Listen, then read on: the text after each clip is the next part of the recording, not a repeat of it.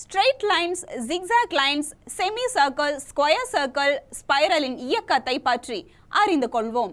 இந்த செஷனின் முடிவில் நீங்கள் இயந்திரம் மூலம் தைப்பதன் முக்கியத்துவத்தை விவரிக்கலாம். தையல் இயந்திரத்தில் உள்ள ஸ்டிச் லைன்களில் வெவ்வேறு வடிவங்களை பற்றி கூறலாம் மற்றும் வெவ்வேறு வடிவத்திலும் துணியிலும் ஸ்டிச் லைனை விவரிக்கலாம். இயந்திரம் மூலம் தையல் செய்வது ஒரு கலை. ஒவ்வொரு டிரெஸ்மேக்கர் பயிற்சியாளருக்கும் முதன்மையாக தெரிந்திருப்பது ஒரு சிறந்த திறமை. ஸ்டிச்சிங்கிற்கு தையல் இயந்திரத்தை பயன்படுத்துவது தையலில் ஒரு முழுமை மற்றும் துல்லியத்திற்காக பின்பற்ற வேண்டிய சில முக்கியமான நுட்பங்களை உள்ளடக்கியுள்ளது. ஒரு ஆடை தயாரிப்பாளர் மிஷின் ஸ்டிச்சிங்கில் மட்டுமே தொடர்ச்சியான பயிற்சியின் மூலம் ஸ்டிச்சிங்கில் செய்வதில் முழுமை அடைகிறார். மிஷின் ஸ்டிச்சிங் பயிற்சி படிப்படியாக செய்யப்படுகிறது. ஆடை தயாரிப்பாளரால் தையல் இயந்திரத்தின் சரியான பயன்பாட்டை இது உறுதி செய்கிறது.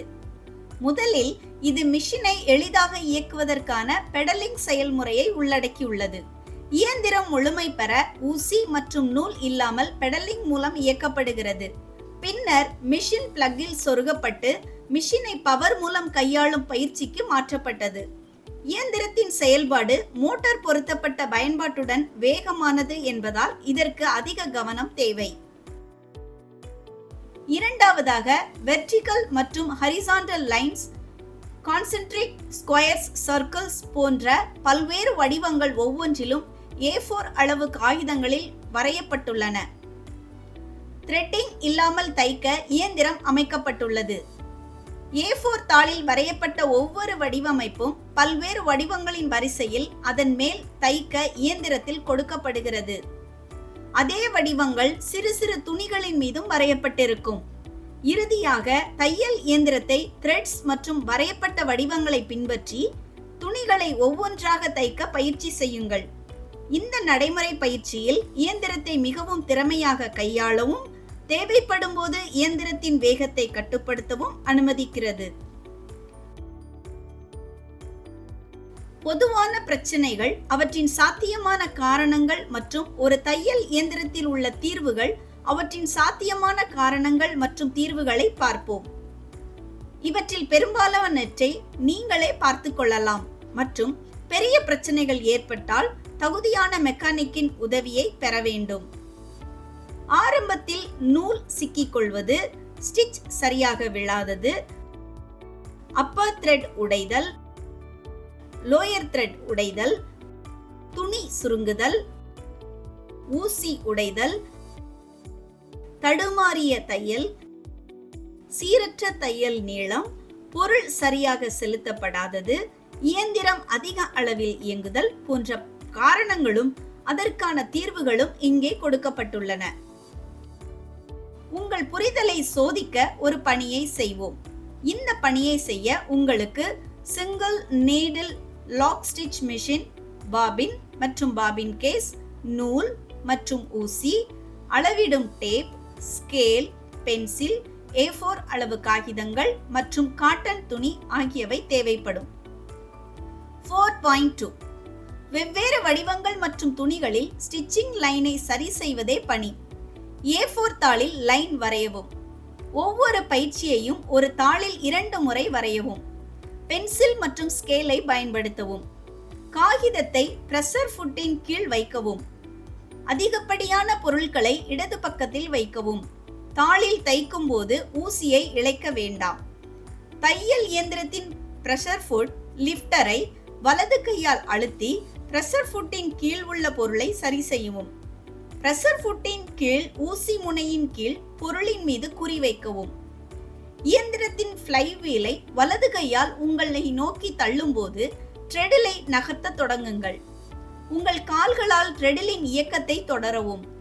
தைக்கும் போது இரு கைகளாலும் பொருளை கட்டுப்படுத்தவும். இயந்திரத்தின் இயக்கத்துடன் ஃபீட் டாக் தானாகவே பொருளை கொண்டு செல்லும். ஆனால் தையல்களின் சரியான லைனை பராமரிக்க நீங்கள் ஊசி மற்றும் பிரஷர் ஃபுட்டில் கவனம் செலுத்த வேண்டும்.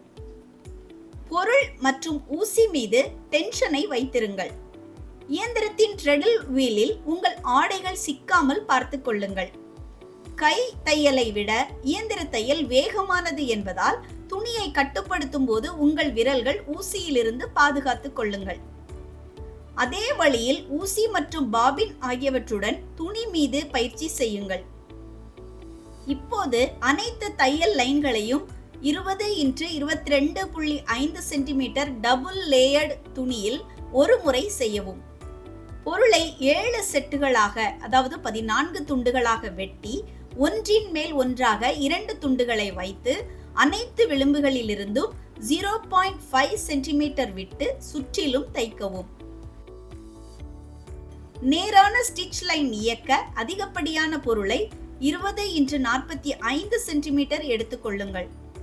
கர்வ்டு ஸ்டிச்சில் பணிபுரியும் போது பொருளின் அடியில் பழுப்பு நிற தாளை செருகவும். நீங்கள் தைக்க தொடங்குவதற்கு முன் அப்பர் மற்றும் லோயர் த்ரெட்டின் டென்ஷனை சரிபார்க்கவும். இறுதியில் நூல்களை பாதுகாக்க ரிவர்ஸ் ஸ்டிச்சிங் மெக்கானிசத்தை பயன்படுத்தவும். பேக் ஸ்டிச்களை முந்தைய ஸ்டிச் மீது அல்லது முந்தைய ஸ்டிச்சுகளின் லைன்களுக்கு உள்ளே வைக்கவும். துணியின் விளிம்பிற்கு அப்பால் தைக்க வேண்டாம், இல்லையெனில் துணி நீடில் பிளேட் ஹோலுக்குள் இழுக்கப்படலாம். எனவே நீங்கள் முதலில் கீழ் நூலை துணியின் வலது பக்கத்திற்கு கொண்டு வர வேண்டும். கீழ் நூலை பிடிக்க மேல் நூலை இழுக்கவும். பின்னர் அதை முழுவதுமாக இழுக்கவும்.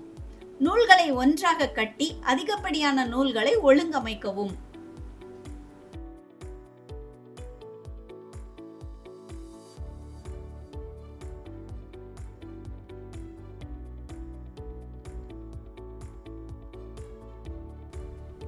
Straight lines, zigzag lines, semi circle, square circle, spiral இயக்கத்துக்கான இந்த செஷனின் முடிவை நாம் அடைந்துள்ளோம்.